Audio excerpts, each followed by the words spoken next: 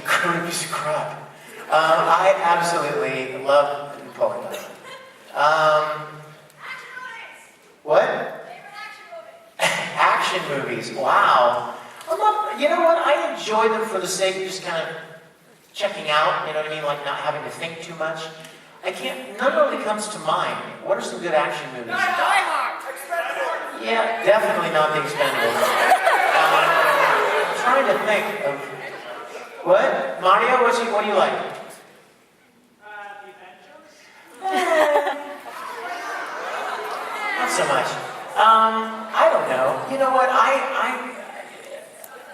I love drama. I love good dramas, like great stories. And it's, you know what, every once in a while I'll see some film that I've never even heard of. And I'll be like, oh my gosh, this film is amazing. And I didn't even know about it. Because a lot of that kind of stuff doesn't get a lot of attention. You know, the stuff that sells tickets and puts butts in the seats is what gets the attention. But there are a lot of great dramatic films that I just love. I could never pick, I don't even think I could pick 5. I love you, but we could talk all day about movies. Yes? Hi. Hi. So we all know that there's bloopers in things. So what's your, I guess, the funniest blooper you've ever done? My favorite blooper, I didn't even do. My favorite blooper is something somebody else did. I can't even take credit for it. I really enjoyed some of the bloopers from Orange. Have you guys seen that? I enjoyed those. But let's see.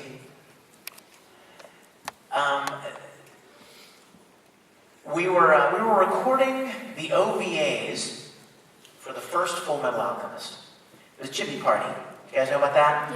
It was like all of the characters having a rap party. In other words, like when the show is over, you have a party like celebrating the end of the show, and they were all Chibi's versions, and it was all comical, and people, you know, like Winry was drunk, and you know what I mean? It was like it was really, really funny.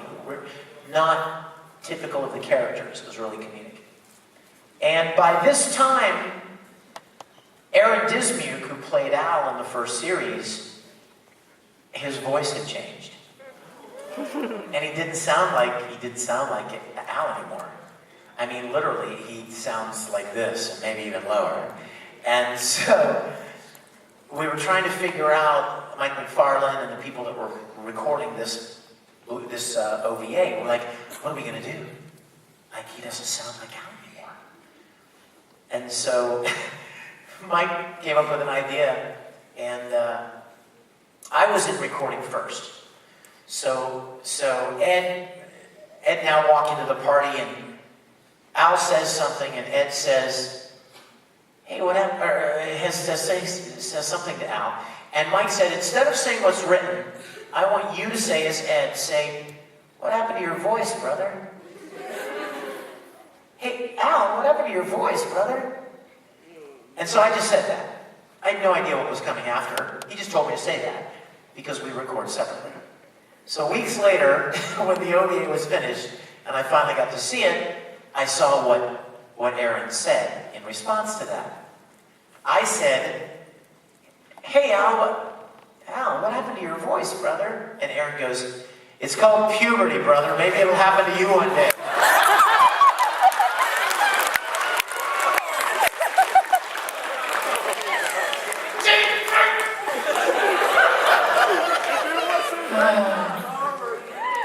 And then there's nothing like seeing Alphonse Elric drop the F-bomb, too. That's always funny. I know, right? I think it's in the bloopers, isn't it? In Brotherhood. Full Metal Brotherhood bloopers? It is. It's the very end. When Maxie Whitehead took over as Al, because Aaron grew up, I had never met her. I knew that they went doing a very exhaustive search to try to find the right actress to play that role, who could sound like Al, but, you know, be a good actress and you know, be close enough to the original voice actor that people would pretty quickly accept the character. So they chose this girl, Maxie Whitehead. I didn't know who she was. She'd never worked for Funimation, I don't think, or she hadn't for very long. And the very first, like one of the very first episodes of Brotherhood, there's a scene where Ed and Al are walking away from Winry's house. They're walking away, and Winry's like, hey, don't forget to be back for dinner. Annie Panaco's making stew. And we're walking, and Alphonse turns around and goes, yay, stew! And Ed doesn't even turn around. He's like, yeah, whatever. So, Maxie had already come in to record her lines as Al. I'm looking at the script in front of me when I came in, and it says, yay, stew, Alphonse, yay, stew, and then Ed says, whatever. Is that right? So Maxie had already recorded. So I was going to be hearing Maxie's performance as I dropped in the line from Ed. So we're all ready to record. And remember, yay, stew! 2 big flaps, right? And so we're like, okay. Boop, boop. And I see the characters walking away, and I'm getting ready to say whatever, and all of a sudden I hear Maxie go, F yeah! And I just lost it. I couldn't even, whatever. It was that moment that I knew that Maxie was a star. And she was going to be really, really great as Alphonse. Thank you, sweetie. Thank you. Yes?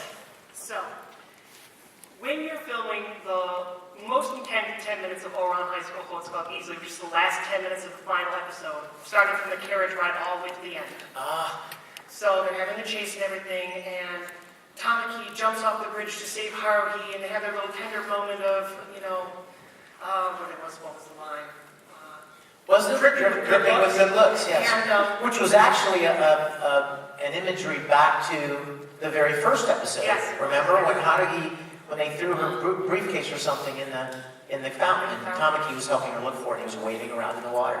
Yes. Go ahead. And so, they share the tender moment on the beach. They're at the dance, and the music's really nice, and they're all sharing a good time, and the fireworks are going off. How frustrated were you that they didn't pan in as the fireworks were going off, and Haruhi and Tamaki didn't kiss?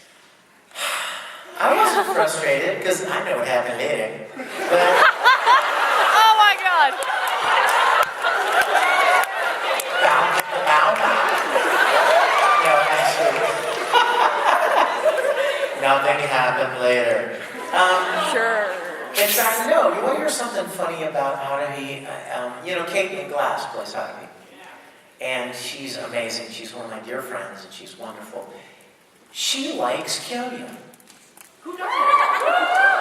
And I was like, Caitlin, you're supposed to like Tamaki. And she's like, well, I like Kyoya. I'm like,